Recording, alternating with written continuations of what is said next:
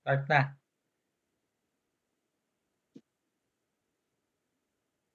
Isang masayang oras po ng panonood sa bawat isa sa atin at welcome po muli sa atin pong programa Daan ng Katotohanan.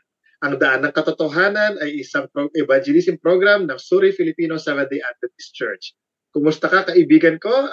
Kayong mainit na tinatanggap sa ating programa sa mga oras na ito saan ka mang dako sa Pilipinas, sa Luzon, sa Visayas at sa Mindanao. Welcome, welcome, welcome sa ating programa at kayo na nandito sa North America, lalong higit sa Canada, sa East Coast at sa West Coast. Kumusta po kayo? And we hope that you are all in good condition. Happy Sabbath po everyone and thank you so much for joining once again sa ating pong broadcast this Sabbath. This is the last Sabbath, Kuya Rex, ng October. Napakabilis ng panahon, no? Nobyembre na naman. At malapit na pong magtapos ang taong 2023. So sa mga oras pong ito, atin pong pinapasalamatan ang ating pong mga previous viewers, ang Pabicon family sa Angeles City, Pampanga, ang Herrera family, ang mga pamilya ko po sa Angeles City, gayon din ang Pilayo family, gayon din naman po ang ating mga manonood sa Langgam SDA Church at ang ating mga kaibigan sa Angeles Worship Center. Sa ngalan po ng aking kasama, Elder Elimar Acosta, ako po ang inyong lingkod, Brother Jordan Herrera, at kasama po din natin si Kuya Lito Corati sa likod ng camera. Hindi po ako nag-iisa mga kaibigan ko, kasama po natin ang ating pong lead speaker sa mga oras na ito na walang iba si Kuya Rex. Kuya Rex, bumati ka sa ating mga viewers, please. Magandang araw po at magandang gabi, umaga, sa saan man naaabot ng ating programang Daan ng Katotohanan. Tayo po ay nagagalak na muling magpasahimpapawid. Ano po? At tayo po ay nagpapasalamat sa Diyos dahil binigyan po tayo uli ng isang araw na pag-aaralan po natin ang isang magandang text na medyo sa iba po ay totoong nakakalito at kontrobersyal. Gayunpaman, sa lahat po ng mga sumusubaybay, God bless po sa inyo lahat. And maraming salamat Elder Rex sa iyong pagbati at sa inyo pong lahat. Kung kayo man po ay bago sa atin po page at kung kayo man po ay nanonood sa YouTube wag po natin kakalimutan na i-like, i-subscribe ang page po ng Daan ng Katotohanan at i-share po para mas marami pa po tayong mapaabutan ng pag-ibig ng ating mahal na Diyos. Sa mga oras pong ito, hindi ko na po papatagalin pa. Tayo na po ay mag-umpisa, pero bago po yun, aking pong hinihilingan ng bawat isa na tayo po yumuko at tayo ay manalangin.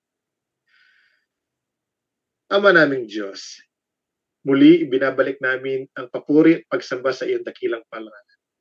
Amang Diyos, salamat po sa araw na ito na inyo na naman pinagkaloob sa amin upang kami po ay makapaglingkod sa amin pong mga kababayan, mga kaibigan. Panginoon, ang inyo pong mga lingkod ay lumalapit muling sa inyo na kayo na pinanggagalingan ng kabiyasan ng karunungan ay pagkaloob po sa amin ang kabiyasan at karunungan sa mga oras na ito upang anuman po ang aming mga sasabihin sa oras na ito sa aming pong pag-discuss ng isa na naman pong controversial topic ay mabigyan po ng kaliwanagan ang aming pong mga tagapakinig at ang makikinig pa in the future sa broadcast na ito.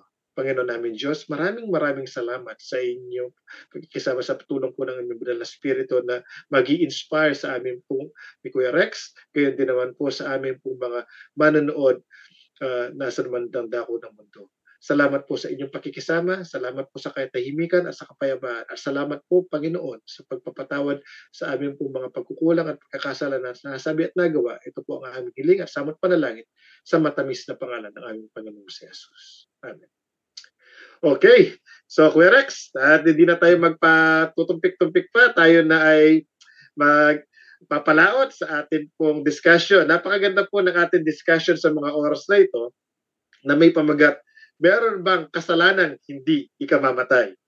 At ang teksto po na atin pong pagbubulay-bulayan o pag-aaralan sa mga oras na ito ay matatagpuan sa 1:1 or 1 John chapter 5 verse 16. 1 John chapter 5 verse 16. Babasahin po natin sa Tagalog. At ganito po ang sinasabi. Kung makita ng sinuman na ang kanyang kapatid ay nagkakasala ng kasalanang hindi ikamamatay, ay idalangin siya at bibigyan siya ng Diyos ng buhay na ukol sa mga nagkakasala ng hindi ikamamatay. May kasalanang ikamamatay, hindi tungkol dito ang sinasabi ko na idinalangin niya. Ang nagsasalita po dito ay walang iba kundi ang ating pong apostol Juan or si John the Beloved. So, kung babasahin nga po naman ang talata, mga kaibigan ko, pwede naman palang magkasala. Ito po ba ang tumbok ng talata, mga kaibigan ko? Ngunit bago po natin tutumbukin yan, para sa inyo po na first-time viewer sa mga oras na ito at kumbaga nagtatanong kayo kung ano ba ang kasalanan. Ang kasalanan po, mga kapatid ko, according to the Bible, okay? Kung po bubuklatin nyo in 1 John chapter 3 verse 4, the same book. It was written by Apostle John in chapter 3 verse 4. 1 John chapter 3 verse 4, ganito po ang sinasabi. Ang sinumang gumagawa ng kasalanan ay sumasalangsang din naman sa kautusan. At ang kasalanan ay ang pagsalangsang sa kautusan. So, ano po ang kasalanan, mga kapatid? Ito po ay ang paglabag sa 10 utos. Sin is the breaking of the 10 commandments. O ito po ay pagsalangsang, ika nga. So, ayon po sa banal na kasulatan, ang kasalanan po ay totoo. Kung sa inyo na first time na manonood sa mga oras na ito at inakala na walang kasalanan, nagkakamali ka, kaibigan ko. Sapagkat aking ipapaalam sa iyo sa mga oras na ito, habang ating pag-aaralan ng topic na ito, na ang kasalanan ay totoo. It is not just an afterthought. Kung iniisip na wala ito, nagkakamali ka. Sapagkat ang produkto ng kasalanan, pagka mabibigla, kaibigan ko, ito ay kamatayan. Ang kamatayan po ay ang bunga ng kasalanan. Ano, lahat ba ng tao ay namamatay? Lahat ba baka may kaibigan ka, kakilala, mahal sa buhay. Di ba? Namaya pa sila. Ang aking pong mga mahal sa buhay, lalo higit ang aking mga lolo't lola, may mga namatay na po, na nagpapatunay na ang kasalanan ay totoo sapagkat kung walang kasalanan, mga kapatid ko, ay walang kamatayan. Mulat sa pool, nung tayo po ay ipinanganak, ako po ay magpo-41 years old na, Kuya Rex, sa susunod na taon. Ang dami ko nang nakitang mga pinsan, mga kamag-anak, at mga kaibigan na namayapa, na nagpapatotoo na ang kasalanan ay totoo. Kaya mga kapatid, alam nyo, gusto ko kayong ibalik doon sa mga nag-umpisa kung paano pumasok ang kasalanan. At si Apostle Paul, mga kapatid, is very particular in this text that he had used. Kuya Lito, pakibuksan mo ang Roma 5:12 o Romans 5 verse 12 para mas maliwanagan kung paano pumasok ang kasalanan sa sanglibutan ito. Ganito po ang sinasabi. Kaya kung papaano sa pamamagitan ng isang tao, ang tinutukoy po dito is si Adan at saka ang kanyang esposa na si Eva, na kung saan, alam po ba ninyo, mga kaibigan ko, in the Garden of Eden, when they were created perfect. They were the steward of the Garden of Eden o halamanan ng Eden. Ngunit, mga kapatid, pumasok yung usurper. Ang pangalan ay si Satanas in chapter 3 at tinukso sila, mga kapatid. Kaya nahulog sa kasalanan ang mga tao. At sabi po, ng isang tao ay pumasok ang kasalanan sa sanglibutan, sa kanila nga po. At ang kamatayan ay sa pamamagitan ng kasalanan. Sa ganito ay ang kamatayan ay naranasan ng lahat. Namatay po si Adan at si Eva, pero ang kagandahan lamang po nito, mga kapatid, their lifespan, Rex, di ba, is much greater than ours. Sila ay nabuhay ng 900 years. Pero after that, mga kapatid, tignan niyo tayo ang lifespan po natin from konting-konti na lang ata yung mga centenarian po natin at ang karamihan, mga kapatid, nakakalungkot. Kapapanganak na bata sa ospital, ilang segundo lang, patay, disease, expired. Diba? Elementary student, minsan namamatay agad dahil sa sakit o sa aksidente. Sa giyera, mga kapatid ko. Diba? Yung mga people na you think na matitibay, ay bigla na lang namamatay. Kaya may isang patunay na ang kasalanan talaga, mga kapatid, ang bunga nito o ang kabayaran ng kasalanan ayon sa Roma 6:23 ay ang kamatayan. Ang kabayaran ng kasalanan o the wages of sin is death. So in this situation, mga kaibigan ko, mapapansin po ninyo In 1 John chapter 5 verse 16, kung babasahin po natin ng mataman at titignan po, basahin po natin ng mataman. 1 John chapter 5 verse 16. Titignan natin kung totoo nga ba na may kasalanan na kailangan mo nang hindi ihingin ng tawad at makakapagpatuloy ka at ikaw ay mabubuhay. So ito po ang sinasabi.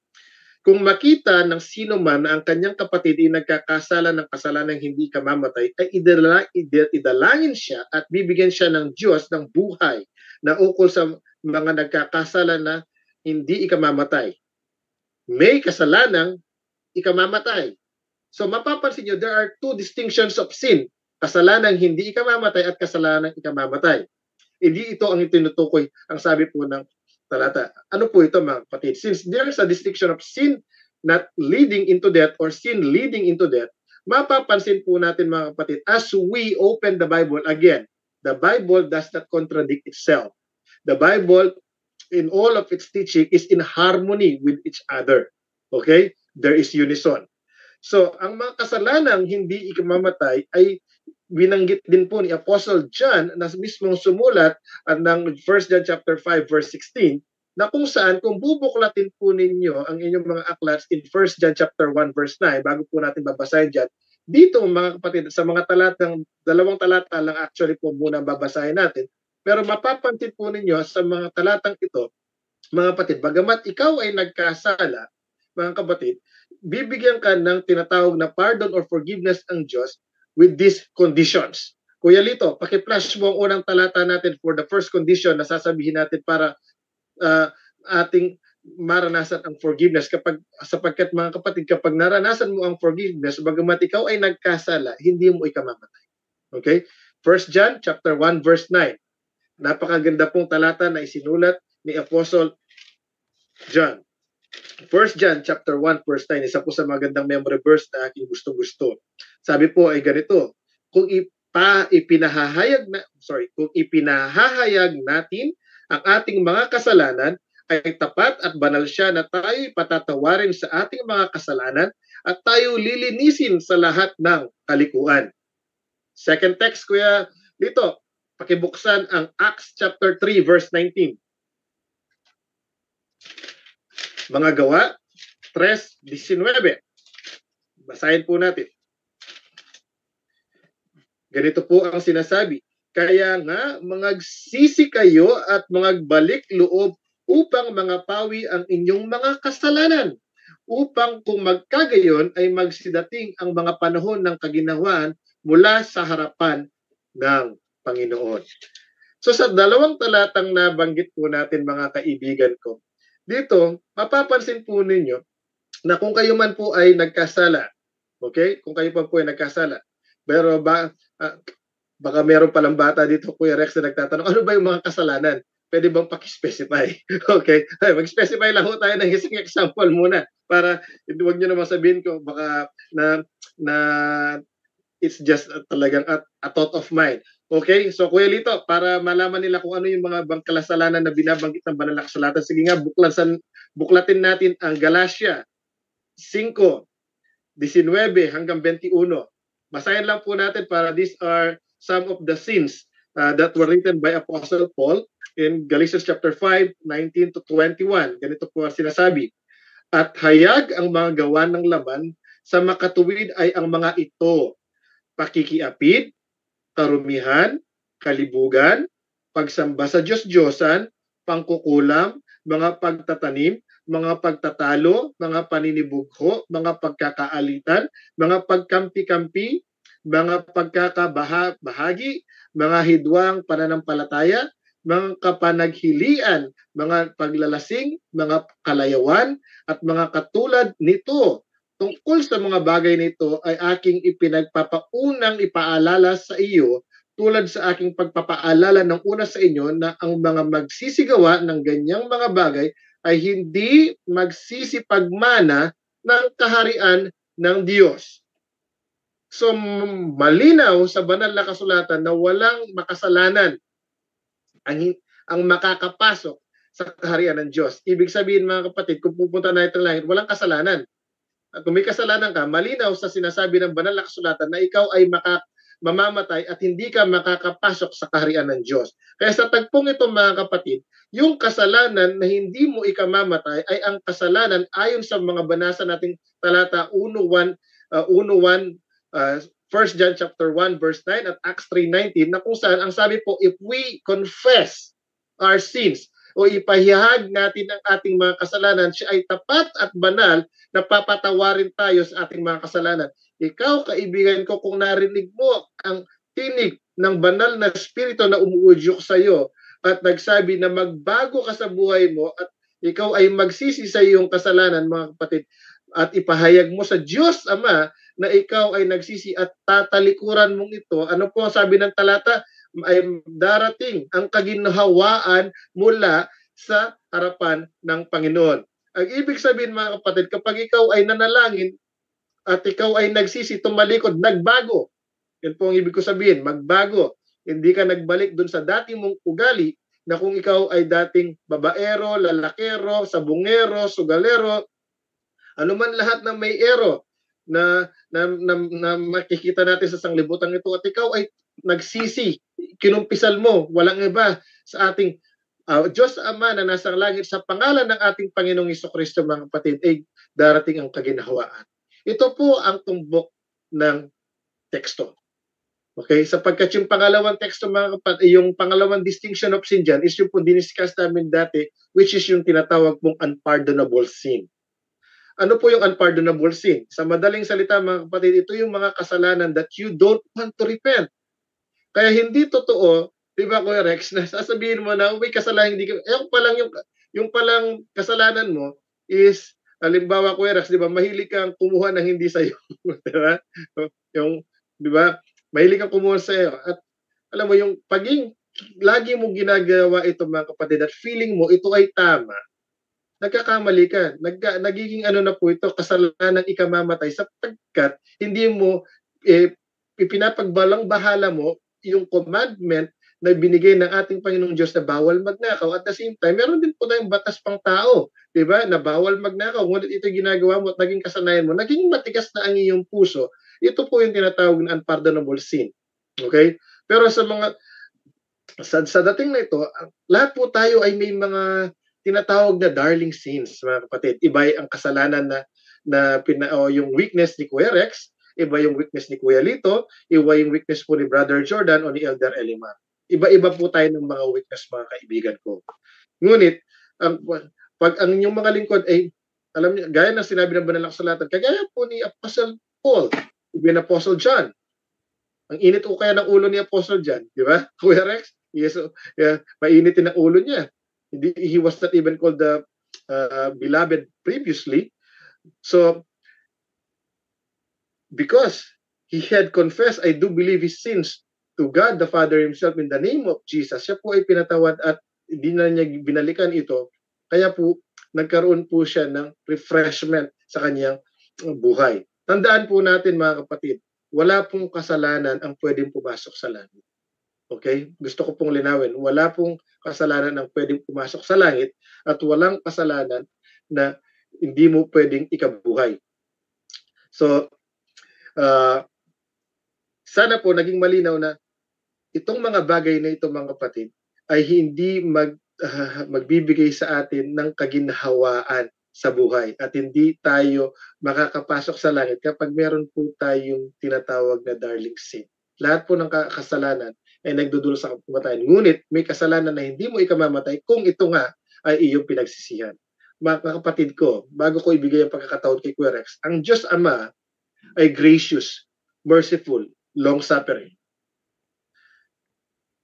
In the book of Exodus, my friends, chapter 34, verses 6 and 7, basahin lamang po natin.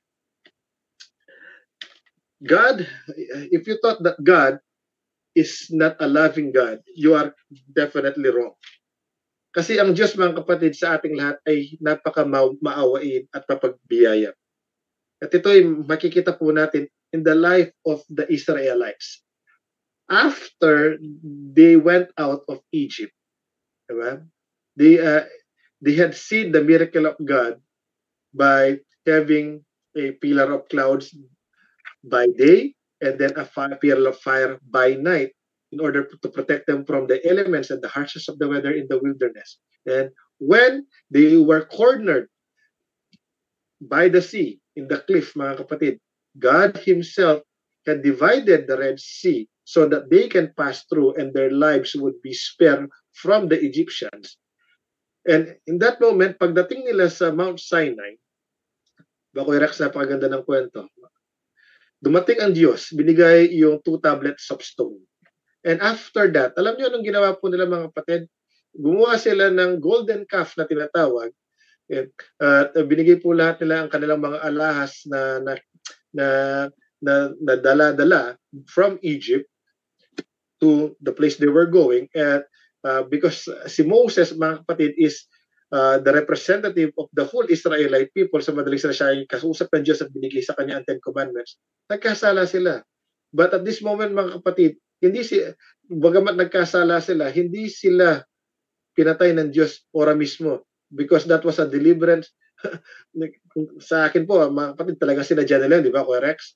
Na talagang nakikita na, isipin mo, di na nga sila makapasok because of the lightning and the thunder and the fire that they seen in Mount Sinai, and yet they still did what they have to do. But you know what, my friends, kung tayo po ay mapalad, bagamat tayo nagkakasala, kung bakit po tayo mga kapatid ay nagkakaroon ng second chance, it is because of God. According to Psalms chapter 34, verses 6 and 7, ganito po ang sinasabi. At ang Panginoon nagdaan sa harap niya, na itinanyag ang Panginoong Diyos na puspos ng kahabagan at mapagkaloob, banayad sa pagkagalit at sagana sa kaawaan at katotohanan, na gumagamit ng kaawaan sa libo-libo na papatawad ng kasamaan at ng pagsalangsang at ng kasalanan, at sa anumang paraan na hindi aariing walang sala ang salarin na dinadalaw ang kasamaan ng mga anak, ama sa mga anak at sa mga anak ng mga anak hanggang sa 3 at 4 na salin. Napakaganda mga kapatid ko na ang Diyos ay mapagpatawad. Kaya kung ikaw ay magkakasala, maganda mga kapatid, ngayon palang lumapit ka at magbago. Sapagkat ang Diyos na iyong pinaglilingkuran is merciful and gracious. And I would like to give you a story, mga kapatid, which is found in 2 Samuel chapter 12, before I'm gonna give it to Elder Rex. A lot of you, I will not read it, but 2 Samuel 11 and 2 Samuel 12 is all about David taking Bathsheba as his wife. And what he did, mga kapatid, ang pangit, no? Even though David was called the man after God's own heart, nakagawa po siya ng adultery at murder. Kung titingnan niyo po, sapagkat yung asawa po ni Bathsheba ay pangalan ay si Uriah.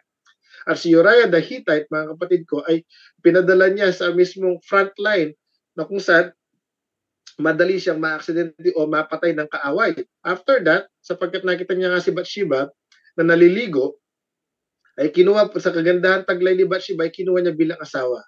And lo and behold, the messenger of God, which the name is Prophet Nathan, lumapit siya kay Haring David at binigyan siya ng isang talinhaga na matatagpuan in 2 Samuel chapter 12, na kung saan merong isang mayaman at isang mahirap na parehas na may pag-aari, at yung isang mahirap ay meron lamang isang tupa na babae na pag-aari, na kung saan ito'y sinamsam nung mayamang tao. Nagalit si Haring David, mga kaibigan ko, at sabi po niyang gano'n.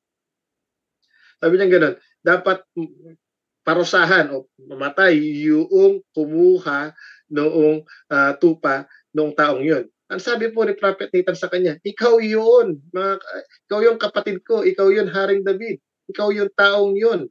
At sa kanyang pagsisisi, mga kapatid, siya po ay nagkasala. Siya po ay hari ng Israel, representative of God. Okay?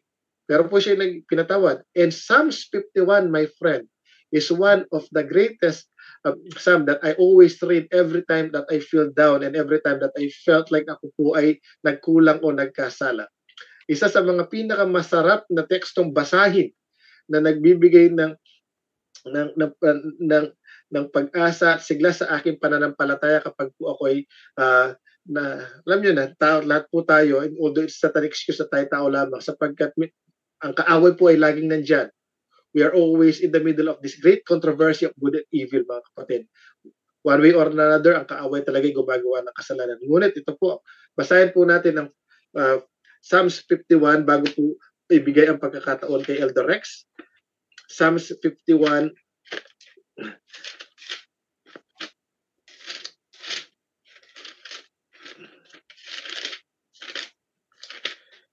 Psalms 51, basahin lang natin ang 1 to 4 and 10. Well, ito basahin natin ang 51, 1 to 4 and yung verse 10.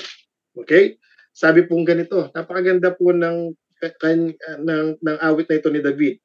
Ito po, sabi po, Psalms 51 verse 1, maawa ka sa akin, O Diyos, ayon sa iyong kagandahang loob, ayon sa karamihan ng iyong malumanay namang kaawaan ay ipinawi mo ang aking mga pagsalangsang. Ugasan mo ako lubos sa aking kasamaan at linisin mo ako sa aking kasalanan. Sapagkat kinikilala ko ang aking mga pagsalangsang at aking kasalanan ay laging nasa harap ko. Laban sa iyo lamang ako nagkasala at nagkagawa ng kasamaan sa iyong paningin upang ikaw ay ariing ganap pag nagsasalita ka at maging malinis pag humatol ka. Verse 10, mga kapatid, likahin mo ako ng isang malinis na puso, O Diyos, at magbago ka ng isang matuwid na espiritu sa loob ko. Mga kapatid, napapansin nyo, ang kasalanang hindi niya ikiminatay sapagkat dumating ang Panginoon Diyos at isinugo si Nathan para sabihin sa kanya na nagkasala siya. Haring David is dead right now.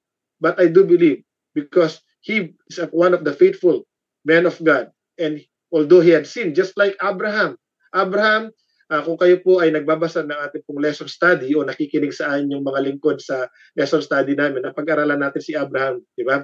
Abraham was not perfect, but he is recorded in the book of Hebrews chapter 11 as one of the people of faith who is waiting for the eternal life that God had promised to bestow upon the faithful few. Mga kapatid, lahat ng itong mga ay nagkasala sila. Si Apostle Paul, Apostle John, Patriarch Abraham, Haring David.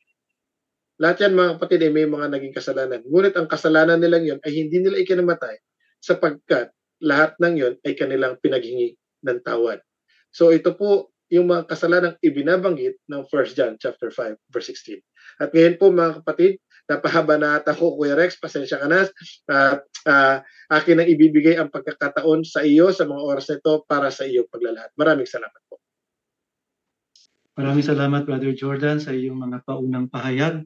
At ipagpatuloy po natin yung pagtalakay po natin dito po sa text na ito na matatagpuan po natin sa 1 John chapter 5 verse 16 na kung saan ay tinutukoy po dito mga kapatid yung sinasabing kasalanang hindi ikamamatay. Kung atin pong titingnan yung flow ng talata na ito, ay ito po ay tumutukoy din doon sa mga importansya o kahalagahan ng intercessory prayer. Kaya sabi po dito na ang kinaroroonan ng anak ay siyang kinaroroonan ng buhay at ang hindi kinaroroonan ng anak ay hindi kinaroroonan ng buhay. Kaya kung titingnan po natin sa verse 14, ang sabi po rito sa 1 John chapter 5 verse 14, at ito ang nasa ating pagkakatiwala sa Kanya. Kanino? Kay Kristo, sa anak ng Diyos.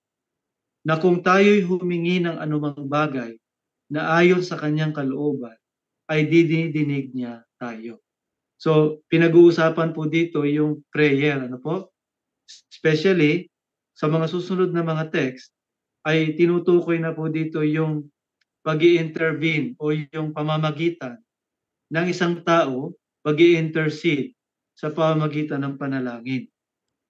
Ang sabi po dito, sa verse 15, at kung ating malalaman na tayo'y dinidinig niya sa anumang ating hingin, ay nalalaman natin na nasa atin ang mga kahilingan na sa Kanya ay ating hinihingi. Ito na yung 16. Kung makita ng sino man ang kanyang kapatid.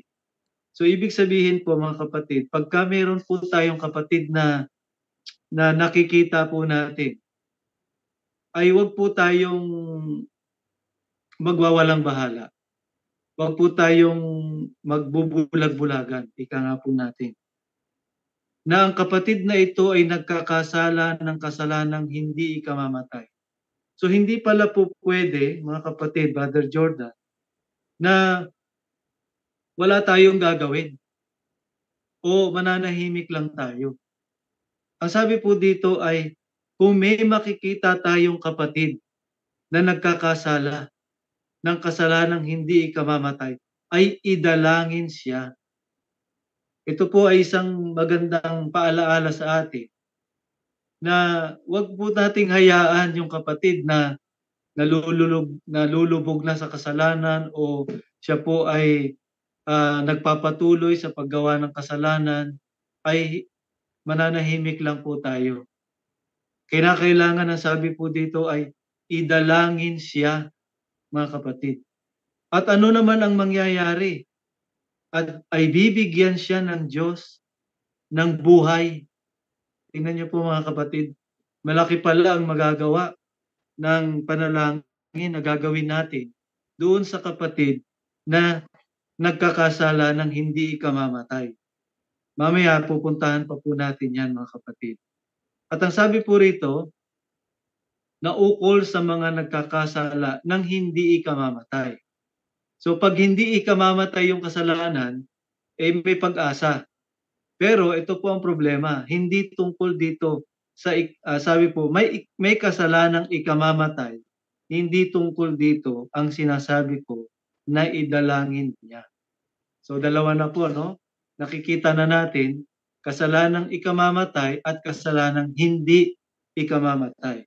Nabanggit po ni kapatid na Jordan yung unang Juan 3:4 na sabi po doon na kung inyo pong maalala, anumang pagsuway sa kasalanan ay sa kautusan ay kasalanan. Ngayon, ang sabi pa po dito sa verse 17, kung atin pong titingnan, lahat ng kalikuan ay kasalanan. Ano ho? So, kung titingnan po natin, bagamat meron pong pagsuway sa kautusan, kasalanan din, lahat din ng klase ng kalikuan, kasalanan. Ano po yung ilan sa mga halimbawa nito? Kung atin pong titingnan, mga kapatid, ang isang talata na matatagpuan po sa Aklat ng Roma. Ano po? Titingnan po natin dito, mga kapatid. Roma Kapitulo 1. Ito po yung ilan sa mga halimbawa ng sinasabi po nating mga kalikuan. Bagamat may mga similarities din po siya sa pagsuway sa kautusan. Yung sinasabi po nating mga kautusan ng Diyos o yung moral law, 10 utos. Meron din pong similarities. Bukod po doon, meron pong mga tinatawag na ganitong klaseng gawain ng tao. Ang sabi po sa Roma Kapitulo 1, talatang 18 muna, ang babasahin po natin. Sapagkat ang puot ng Diyos ay nahahayag mula sa langit laban sa lahat ng kasamaan at kalikuan. Ano pa po ang sabi? Ng mga tao na mga sinasawata ang katotohanan ng kalikuan. Ano daw yung kalikuan? Na mga sinasawata ang katotohanan ng kalikuan. Ano pa po yung mga sinasabi sa pagpapatuloy? Ang sabi po rito sa versikulo 24, ang sabi po, dahil dito'y sa karumihan ng mga pita ng kanilang mga puso, ay ibinigay sila ng Diyos sa kahalayan upang alisan nila ng puri ang kanilang mga katawan sa kanilang sarili. 25. Sapagkat pinalitan nila ang katotohanan ng Diyos ng kasinungalingan at sila'y nagsisamba at nangaglingkod sa nilalang kaysa lumalang. Di ba may similarities din siya doon sa 10 utos? Huwag kang sasamba sa ibang Diyos, di ba? Nasabi po rito, sumasamba sila sa mga nilalang kaysa lumalang, na siyang pinupuri magpakailanman, siya nawa. Ano pa po ang sabi? Dahil dito ibinigay sila ng Diyos sa mga mahalay na pita, sapagkat pinalitan nila ng kanilang mga babae ang katutubong kagamitan niyaong nalalaban sa katutubo. At gayon din naman ang mga lalaki na nang iwan ng kanilang katutubong kagamitan ng mga babae, no, ay nangagningas ng kanilang karumihan ng pita ang isa't isa na gumagawa ng kahalayan ang mga lalaki na mga kapwa lalaki sa mga kapwa lalaki at tumatanggap ng kanilang sarili ng kagantihan sa kanilang pagkakamali. So ito, isang example ng kalikuan. Yung lalaki, pumapatol sa kapwa lalaki. Ganon din naman yung mga babae. Ang ginagawa din po nila. Ano pa po ang sabi? At palibas ay hindi nila minagaling na kilalanin ang Diyos. Ibinigay sila ng Diyos sa isang mahalay na pag-iisip upang gawin yaong mga bagay na hindi nangararapat. Nangapuspos sila ng buong kalikuan, ayan, ng kasamaan, ng kasakiman, ng kahalayan, puspos ng kapanaghilian, ng pagpatay sa kapwa-tao, ng pagtatalo, ng pagdaraya. So yung mga pagtatalo-talo, yan po, mga kalikuan po yan eh. Pagtatalo, mga walang kabuluhang mga usapan. Pagdaraya ng mga kasamaan, mga mapag-upasala, mga mapanirang puri, mga napupuot sa Diyos, mga manglalait, mga palalo, mga mapagmapuri, mga katha at ng mga kasamaan, mga masuwayin sa mga magulang. Di ba may similarities din siya, mga kapatid? Mga haling sa verse 31, mga hindi tapat sa tipanan, mga walang katutubong paggiliw, mga walang habag. Tingnan niyo po. Ito po mga example ng mga kalikuan. May similarities din po siya doon sa paglabag sa moral law. Na bagamat nalalaman nila ang kautusan ng Diyos at ang mga nagsisigawan ng gayong mga bagay ay mga karapat-dapat sa kamatayan, ay hindi lamang gayon ang ginagawa, kundi naman pinapayagan ang mga nagsisigawa ng mga yaon. Hindi lang sila gumagawa, pinapayagan din nila. So yun po ay tinatawag din pong kasalanan, yung mga kalikuan na yan. No? Ano pa po? Santiago 4, talatang 17. No? Kung i-elaborate po natin yung sinasabing ang pagsuway sa kautusan ay kasalanan, may kasamang kalikuan at isa pa po ito. Kapitulo 4:17 ng Santiago. O sa English po ay James chapter 4 verse 17. Ganito po ang nakasulat. Sa nakakaalam nga ng paggawa ng mabuti at hindi ginagawa, ito'y kasalanan sa kanya. So, pag alam po natin yung mga bagay na mabuti, ayan po ay connected din naman yan sa 10 utos eh. Alam mo na nga na sinabi doon, huwag kang papatay. Alam mo na yung mabuti, pero hindi mo ginagawa, nagkakasala ka. So, interconnected po yan mga kapatid. At sinabi nga po sa atin sa Roma 6:23 na ang kabayaran ng kasalanan ay kamatayan. Datapot ang kaloob ng Diyos na walang hanggang buhay ay kay Kristo Jesus na Panginoon natin. So, ang kabayaran ng kasalanan ay kamatayan. So, wala pong kasalanan talaga, sa totoo lang, na hindi ikamamatay. Lahat ng kasalanan talaga ikamamatay. Kasi ang sabi po doon, ang kabayaran ng kasalanan ay kamatayan. Pero ang tanong, bakit nasabi ni Juan na mayroong kasalanang hindi ikamamatay? Ano po ang ibig sabihin nun? Ngayon, dito po papasok mga kapatid. Kapag ang isang sinner o ang isang makasalanan ay, nabanggit ni kapatid na Jordan, pumapasok po dito yung willingness to repent. Yun po ay papasok doon sa kasalanan. Hindi siya mamamatay doon sa kasalanan yaon. Sapagkat meron pong puwang sa kanyang puso na pagsisihan. Meron pong espiritu ng pagsisisi, mga kapatid, sa puso ng tao. Pero kapag ang isang tao ay nagmamatigas, kapag ang isang tao ay patuloy na lumalayo sa panawagan ng Diyos na magsisi, yun po ang kasalanan na hindi ikamamatay. Kasalanang ikamamatay. Tandaan po natin mga kapatid, meron pong role na ginagampanan ang banal na Espiritu. Ito po ang mababasa natin sa Mateo 16. Ang talata ay mababasa po natin sa 8. Matthew chapter 16 verse 8. Sorry. Hindi po John chapter 16 verse 8. Hindi po Mateo. John chapter 16 verse 8. Ganito po ang nakalagay. John chapter 16 verse 8. Ito po ang ating mababasa. Ito po ang nakasulat. Sundan lang po natin mga kapatid. Ulitin po natin, wala pong kasalanan na hindi ikamamatay sa totoo lang. Pero bakit siya nagiging ikamamatay na? Bakit siya nagiging hindi ikamamatay? Ulitin natin, kung meron pong yung pong makasalanan katulad natin ay meron pong bagbag na puso sa pagsisisi. Katulad ng ginawa ni Haring David sa awit 51. Yun po ay pupunta doon sa kasalanang hindi ikamamatay. Tandaan natin, meron pong role ang Holy Spirit. Ito po ang sabi sa 16 verse 8 ng John.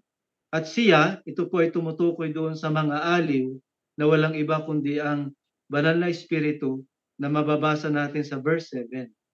Paparito siya at kanyang susumbatan ang sanlibutan tungkol sa kasalanan. Iko-convict ang tao sa kasalanan at sa katuwiran at sa paghatol. Sa verse 13, ganito po mababasa rin natin. Gayunmay kung siya, ang Espiritu ng katotohanan ay dumating, ay papatnubayan niya kayo sa buong katotohanan, sapagkat hindi siya magsasalita ng mula sa kanyang sarili, kundi anumang bagay na kanyang marinig. Ang mga ito ang kanyang sasalitain, at kanyang ipahayag sa inyo ang mga bagay na magsisidating. So mayroong gagampanan, may ginagampanan ang Holy Spirit para i-convict ang tao na tayo ay nagkasala. Tayo ay humingi ng tawad. Tayo ay nagkamali. Tayo ay naging liko. So, tayo po ay uudyukan niya na humingi ng tawad sa Diyos. Diyan na nga po papasok yung unang Juan 1, talatang 9, na kung saan ang tao po ay lalapit sa Diyos para humingi ng tawad. Hindi natin makikilala ang sarili natin na tayo ay nagkasala kung hindi po tayo inudyukan ng Holy Spirit. Kapag ang tao po ay nagmatigas sa bagay na ito, kapag ang tao po ay hindi niya kinilala yung kanyang kasalanan, di ba may ganitong tao, Brother Jordan nagmamataas pa Hindi niya kinikilala, hindi siya nagpapakumbaba Hindi niya nire-recognize yung sarili niya na nagkasala siya. Sino po ang isang halimbawa nito mga kapatid? Ito ay walang iba kundi isang halimbawa ay si Judas. Di ba? Si Judas, imbis na siya po ay humingi ng tawad sa Diyos, anong ginawa niya? Nagpakamatay siya. Minsan ganito yung solusyon ng iba Imbis na magpakumbaba sa Diyos, humingi ng tawad, anong gagawin? Sa sobrang kagiltihan, imbis na humingi ng tawad, nagpapakamatay. Paano ka pa hihingi ng tawad kapag ikaw ay nagpakamatay na? Di ba? Wala na tayong magagawa para humingi pa ng tawad sa Diyos.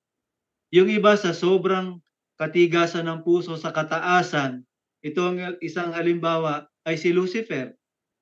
Di ba? Sa sobrang pagmamataas niya, hindi niya nire-recognize yung kanyang kasalanan, hindi siya humihingi ng tawad sa Diyos, napatawad ba siya? Hindi. Ganun po ang mangyayari, kasalanang ikamamatay na yon. Kahit anong klaseng tingin natin kababaw yung kasalanan, kung hindi po i-recognize ng tao ito, hindi niya aaminin sa Diyos na nagkasala siya, hindi siya magpapakumbaba para humingi ng tawad sa Diyos, hindi po mapapatawad yung kasalanan niya, mga kapatid.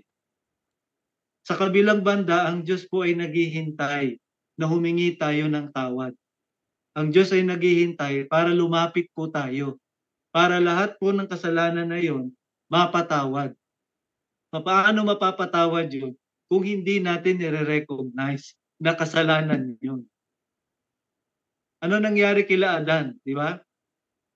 Hindi yung babae kasi binigay mo sa akin yun ang nag-abot sa akin Imbis na humingi ng tawad, anong ginawa? Naghanap ng masisisi. Di ba ganun din minsan nangyayari ngayon sa atin, mga kapatid? Kaya ko lang naman nagawa yun dahil si kapatid na ganito, siya ang nag-uudyok sa akin para gawin ko yun. O imbis na humingi ng tawad sa pangkalahatan, nagtuturo ngayon ng may mga kinalaman o nagbuyo daw sa kanya para gawin niya yon. Paano po tayo mapapatawad? Tingnan niyo nangyari kila Adan at Eva. Napatawad ba sila nung time na yon? Hindi. Sapagkat sila po ay naghanap ng masisisi. Imbis na ang sisihin yung sarili, naghanap ng iba na masisisi. So, yun po ang problema, mga kapatid. Yun po ang problema.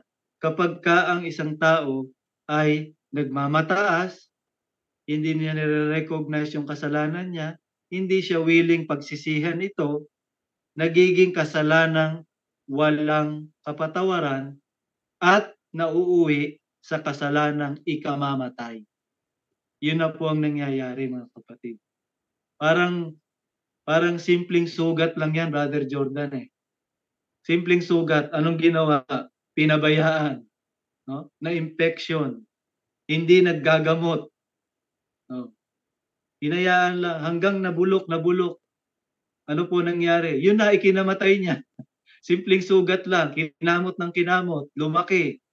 Na-infect. Sinabi na nga, gamutin. Ayaw magpagamot. Hindi. Gagaling na yan. Pusa. Ano nangyari? Hanggang sa siya nilagnat na, nagkaroon na ng infection, nagkaroon na ng sepsis, ano po, sa Tagalog pagkalaso ng dugo, ano nangyari? Ikinamatay. Kung tutuusin, simpleng sugat lang. Ang dali sanang gamutin nun, Brother Jordan Kung siya ay nagpagamot sana or ginamot niya sana. Sino ba ang dakilang manggagamot? Si Kristo. Dakilang manggagamot ng kasalanan natin. Mapapatawad naman Wala naman pong kasalanan na hindi kayang ipatawad ng Diyos. Kahit gaano pa kadami ang kasalanan na nagawa natin. Kahit gaano pa kadilim, mga kapatid. Ano po ang babasahin ko na lang ng mga huling talata ito, mga kapatid. Nasabi po dito, paulit-ulit natin nababasa po itong talatang ito sa Ezekiel, mga kapatid, mga kaibigan. Paulit-ulit po nating nababasa itong talatang ito. No? Ezekiel Kapitulo 18, mga kapatid. No? Nakikita po natin dito. Kapitulo 18 ng Ezekiel. Ay ito po ang ating mababasa sa 27. Muli, pagka ang masama ay humihiwalay sa kanyang kasamaan na kanyang nagawa at gumawa ng tapat at matuwid, kanyang ililigtas na buhay ang kanyang kaluluwa. So, siya pa ay mamamatay pa, mga kapatid, doon sa kasalanan niya? Hindi. Bakit? Sapagkat humihiwalay na siya sa kasamaan na nagawa niya. Kaya ang nangyari dito, siya ay hindi na mamamatay. Kaya yung kasalanang ikamamatay, hindi na po yun mananagana sa kanya. Hindi na po siya sisingilin doon sa penalty na yun. Bakit? Sapagkat siya'y humihiwalay. Kabaliktaran naman po ito. Kabaliktaran naman po ito ng matuwid na humihiwalay naman sa katwiran. Mamamatay siya. Tuloy natin sa 28. Sapagkat siya'y nagmuni-muni at humiwalay sa lahat niyang pagsalangsang na kanyang nagawa. Siya'y walang pagsalang mabubuhay. Siya'y hindi mamamatay. Tingnan niyo mga kapatid. Nagkasala din ito. No? Siya po ay tinatawag din po na hindi matuwid. Pero ang ginawa niya, humiwalay siya sa kasamaan. Humiwalay siya sa kalikuan. Kaya ang nangyari, ang end result, mga kapatid, walang pagsalang mabubuhay siya. Hindi mamamatay. Yan ang mangyayari po, mga kapatid. Ulitin natin, lahat ng kasalanan, ikamamatay po natin yan, sabi sa Biblia.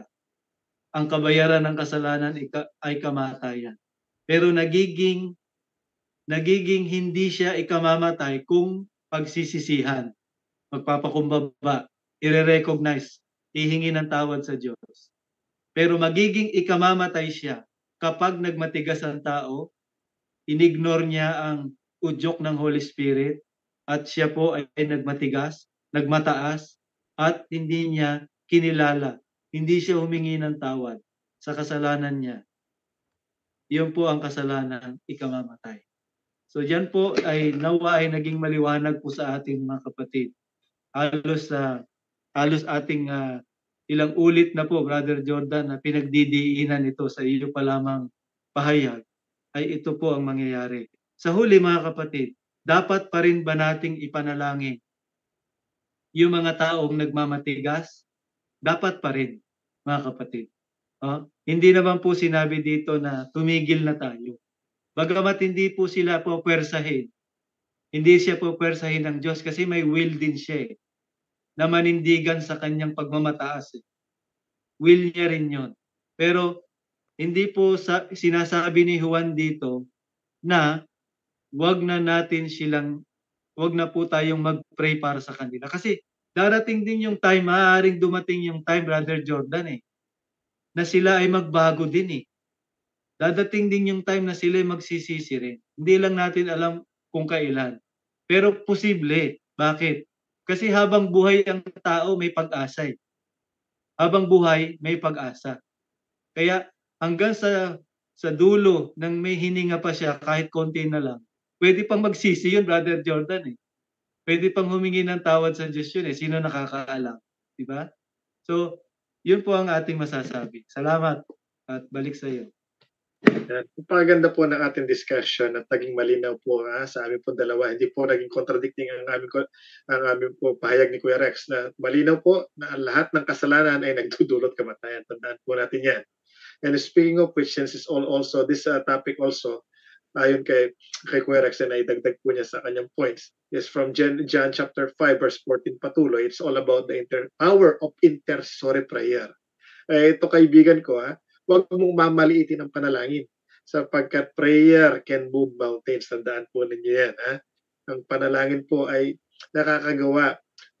Although malinaw po sa nabanggit ni Kuya Rex, at akin din po sasabihin sa inyo na although God cannot force a person, hindi po pwede kasing matransfer yung salvation from one person to another. Okay, nabanggit po natin yan dati sa Ezekiel 14:14, di ba? Ang kaligtasan lamang ng mabuting tao ay sa kanya, at ang kasamaan ng tao na kasama niya ay hindi pwedeng ipasa ito, vice versa. So tandaan po natin mga kapatid ko, sa point na ito, kapag ikaw ay nanalangin, gagamitin ka ng Diyos. Gagamitin ka ng Diyos para ma-convert mo yung isang kapamilya. Kapatid, di ba? Minsan yung kapamilya mo, and nobody's perfect po, lalong higit sa family, di ba? Meron po tayo mga tinatawag dito Kuya Rex, black sheep, sabi nila, di ba? Alam niyo mga kapatid, marami na po akong stories from our brothers and sisters everywhere. Okay? Na produkto po ng panalangin. Sabi nila sila ay black sheep dati, Kuya Rex. Umalis, talagang namuhay ng parang wala nang bukas at talagang tumalikod. Pero ang ibang mga magulang po na narinig ko na istorya na hindi sila tumitigil ng nananalangin. Sapagkat alam niyo po mga kapatid, sabi nga ng nabasa ni Kuya Rex in 1 John chapter 5 verse 14, uulitin lang po natin. 1 John chapter 5 verse 14, At ito ang nasa ating pagkakatiwala sa Kanya na kung tayo humingi ng anumang bagay na ayon sa Kanyang kalooban ay dinidinig tayo niya. Sa inyo pong mga anak, halimbawa man ang inyong mga anak sa mga oras ito, mga youth, ang target ng kaaway, di ba Kuya Rex? Di ba? Ang mga youth, sa kanilang more sapagkat alam niya kung how powerful youth is kung ma-convert po natin in the, if the gospel can convert them. Tingnan niyo sila. Anong panalangin ng mga magulang, Kuya Rex, di ba? Na mailigtas sila sa kapamakan.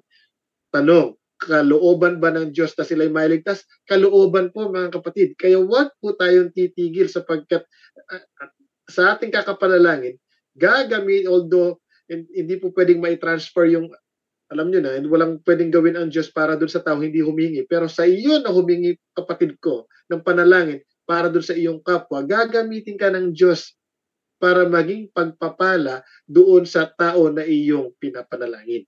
Kaya gagamitin ka para ma-convert mo siya at mapaalaman siya in a nice way. Halimbawa, dahil nga naudyukan ka ng banal na spirit sa iyong pananalangin.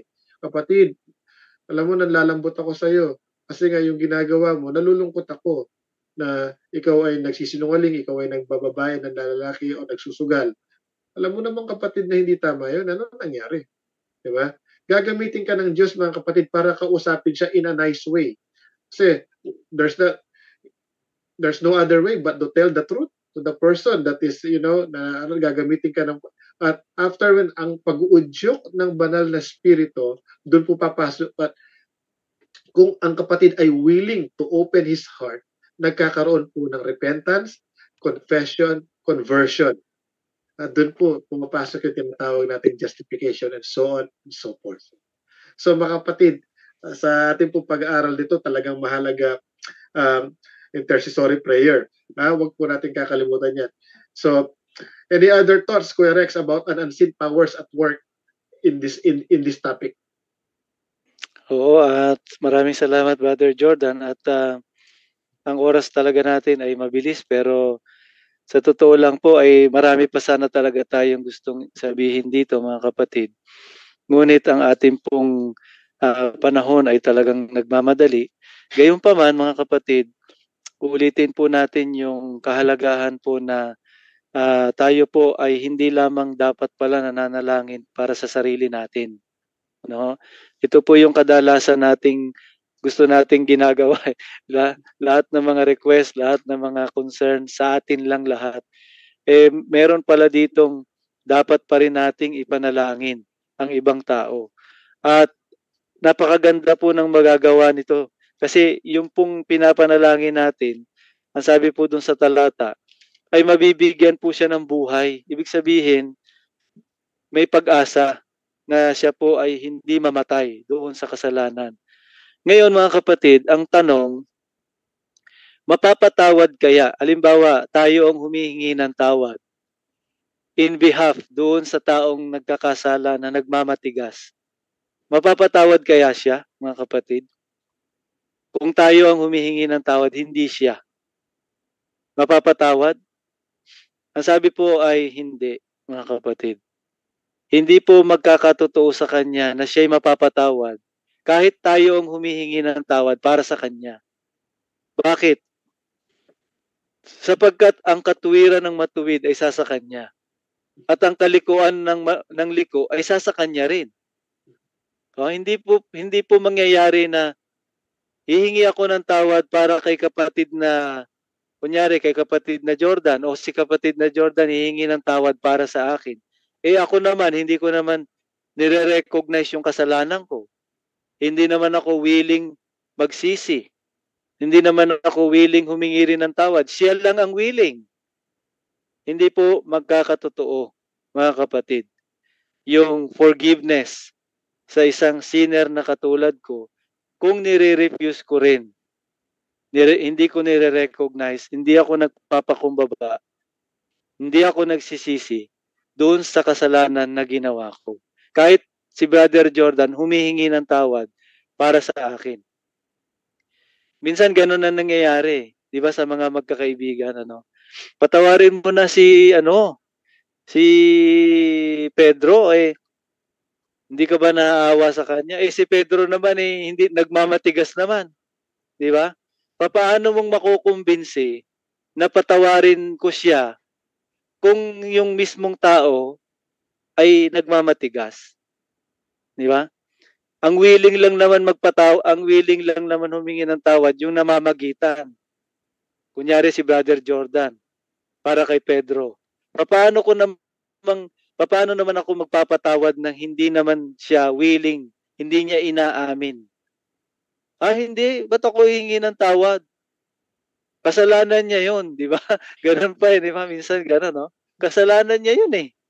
Bumalik pa dun sa tao yung yung kasalanan. Parang yung nakita ko sa video, Brother Jordan, no? Yung isang babae, kinuha yung charger ng sasakyan nung may-ari. Parking lot niya 'yon, parking lot nung lalaki, charger niya 'yon. Ang ginawa ng babae, nag-park, kinuha yung charger, nilagay dun sa niya, sa sasakyan niya. Tapos maya-maya, along the way, sa mga kasalanan pa nung lalaki kasi daw, doon siya naglagay ng parking lot niya at saka ng charger niya.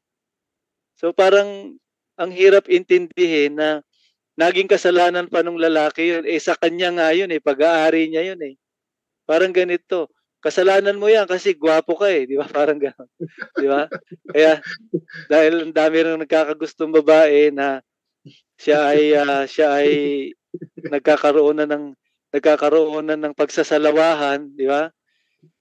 Ano sabi? Kasalanan mo yan kasi gwapo ka, Parang gano'n. Kasalanan ba yun, Brother Jordan? Nung tao na naging gwapo siya? Kasalanan yung success ng Bingan ni Santiago, kapatid, di ba? Santiago na yung nag-isip siya at that desire became a temptation to him at nagbunga ng kasalanan sapagkat nagpatukso siya. Oo.